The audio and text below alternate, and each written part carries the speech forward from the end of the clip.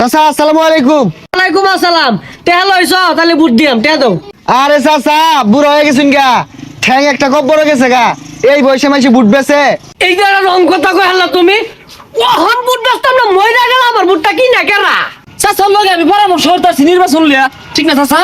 High মিয়া তুমি চুপ থাও, আমার বুট চাওয়া সবার না, মানবিক অধিকার আছে। এই মিয়া, তোমার অধিকার আছে, আমি কি অধিকার ছাড়াইছি?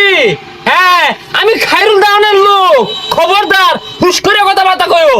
এই পয়সাটারা চিকাবারিস না কানের গুলো। আমার বুট কয়টা তুই জানোস? 56টা বুট, যেটি হাদি মোটে বুট বেচাম। বুট 56টা? মুরব্বি বাইগুন মার্কা মতো বুট দিবাই। উদয় কো চাচা লাও দিবান, আর 56টা মালি তো আমি পাসি। আরে বাইগুন মার্কা, আরে লাউ মার্কা। বাইগুন ছাড়াতে বাদ খাইবা। আরে কি করে বদমাশ।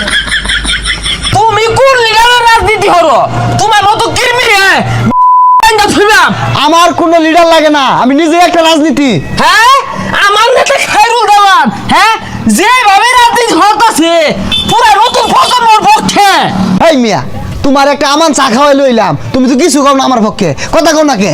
একসাথে দুইজনে খেলাম, আবার চা খাওয়াইছে। আনে রাজনীতি আমি হলাম না, গেলাম গা। কি করে পাস না হলেও আমি এমপির ক্ষমতা রাখি, তোর দলের নেতারে সাইরতে আমার শনি মঙ্গলবার লাগতো না।